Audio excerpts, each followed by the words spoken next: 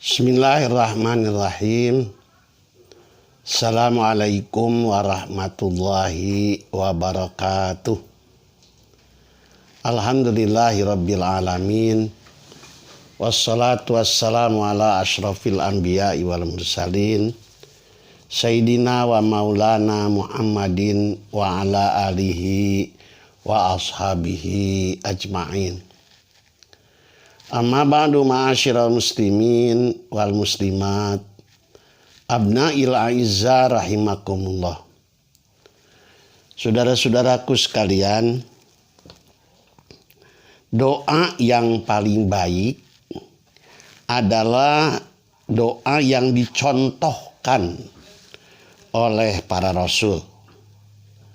Karena doa ini diajukan oleh manusia pilihan Allah yang hatinya bersih dan ikhlas, dimaksum juga, serta doanya pasti diijabah oleh Allah Subhanahu wa Ta'ala. Kita patut mencontoh doa-doa juga dari para rasul. Ada doa dari Nabi Ibrahim alaihissalam yang berbunyi, wala tukhzini yauma yub'asun yauma la yanfa'u malu wala banun illa man atallaha biqalbin salim. Doa Nabi Ibrahim ini diabadikan oleh Allah dalam Al-Quran surat Asy-Syu'ara ayat 87-89. Arti dari doa ini, dan janganlah engkau ya Allah hinakan aku pada hari mereka dibangkitkan, yaitu di hari harta dan anak-anak tidak memberi guna kecuali orang-orang yang menghadap Allah dengan hati yang bersih. Ada 3 poin yang patut diperhatikan dari doa perkataan Nabi Ibrahim alaihissalam ini. Pertama, wala tukhzini yauma yub'asun. Allahumma ya Allah, janganlah engkau hinakan aku pada hari mereka dibangkitkan. Beliau dalam doa ini mengemukakan kekhawatiran tentang azab akhirat. Bayangkan oleh kita, beliau sebagai nabi kekasih Allah Khalilullah masih merasa khawatir, masih merasa pawur, masih merasa keeng akan azab akhirat. Padahal beliau orang baik, maksum, tiada dosa, tapi tetap khawatir.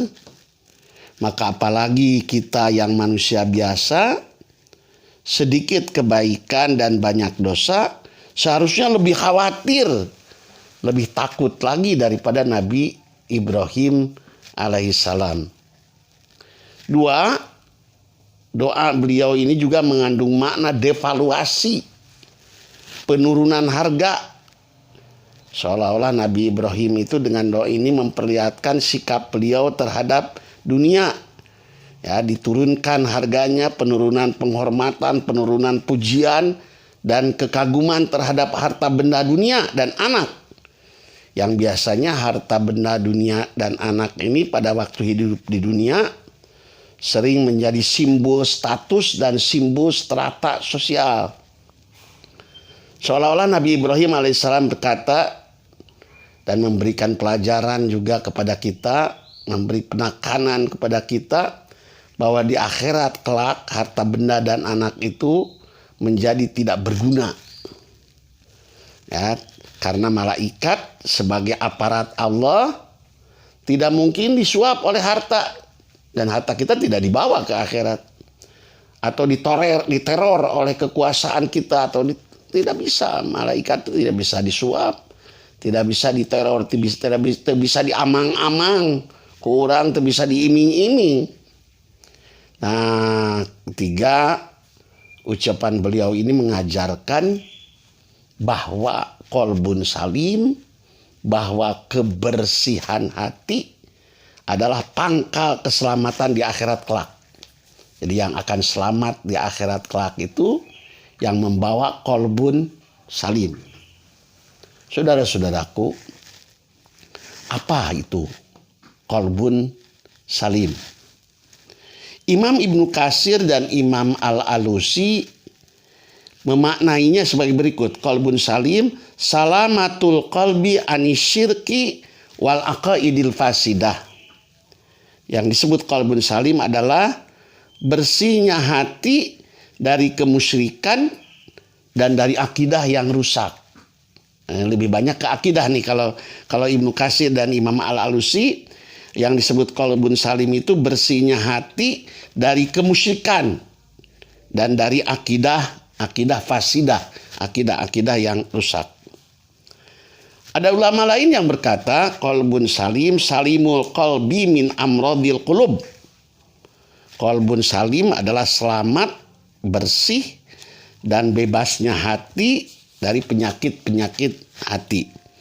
Seperti kemunafikan umpamanya, itu penyakit hati. Sebagaimana terdapat di dalam ayat Al-Quran, fi qulubihim maradun fazadahumullahu marada. Al-Baqarah ayat 10. Dalam hati mereka ada penyakit, lalu oleh Allah penyakitnya itu ditambah. Jadi ini penyakit hati ya, lebih banyak mungkin ini ngait dengan akhlak.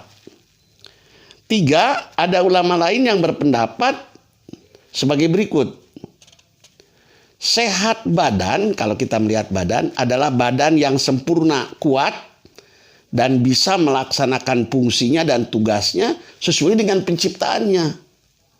Seperti mata, untuk apa? Untuk melihat. Kaki, untuk berjalan.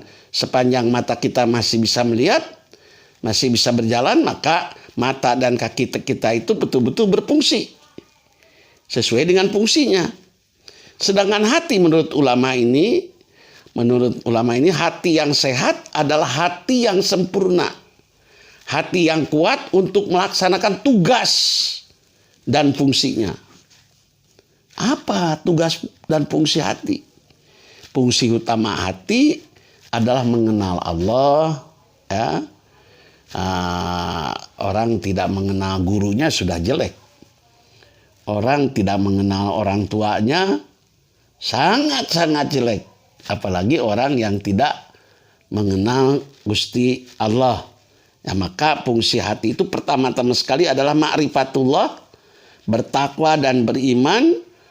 Untuk itulah Nabi mengatakan bahwa takwa itu adanya di hati. At-taqwa hahuna, at-taqwa hahuna, at-taqwa hahuna, wa yushiru ila sadrihi salasa marrat. Nabi berkata takwa itu di sini, takwa itu di sini, takwa itu di sini. Sambil menunjuk ke dadanya sebanyak 3 kali. Juga hati yang bersih dan sehat ini fungsinya adalah pendorong amal soleh. Dan hati yang bersih ini pangkal dari segala kebaikan. Al-qalbus salim ba'isun li sholihil a'mal. Saudara-saudaraku, ayat Asy-Syu'ara 89 tersebut hanya menyebut hati, qalbun, sebagai pangkal keselamatan di akhirat.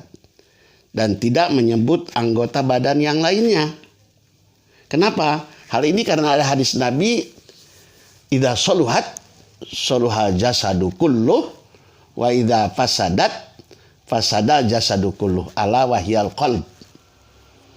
Pada diri manusia itu ada qalbun, ada hati yang kalau dia beres hatinya, bereslah pula anggota tubuhnya yang lain. Kalau rusak hatinya, maka rusak pula anggota tubuhnya yang lain. Maka Nabi atau ayat Quran tersebut cukup menyebut saja hati, karena yang selain hati akan mengikuti, akan nuturkeun karena hati. Saudara-saudaraku, sebagaimana badan jasmani perlu dirawat oleh dokter jasmani, malah makin spesialis nanti itu, ya, spesialis mata, spesialis ginjal, spesialis darah, ya. Maka perawatan hati juga memerlukan dokter spesialis, yaitu dokter spesialis hati, dokter spesialis kolbu, yaitu para ulama. Oleh karena itu, saya sebagai pribadi, ya, mungkin juga antum sekalian sekarang sedang merasakan bahwa dokter-dokter hati itu, para alim ulama itu makin sedikit, ya, dan makin pula lebih sedikit lagi yang berfungsi sebagai ulama. Maka saya mengharap kepada antum sekalian untuk ke depan, pertama, masukkanlah sebagian dari anak-anak antum itu jadi calon ulama, ya, supaya nanti ada pengganti para ulama ini. Sudah banyak di Sukabumi ini saja sudah banyak para ulama meninggal. Coba gantilah, anak-anak Anda ada yang insya Allah ripuh-ripuh teuing hirup zaman ngabela karena agama Allah manya Allah geng ngantep karena bala tentara. Nah, jadi kalau kita ingin anak kita hidup ini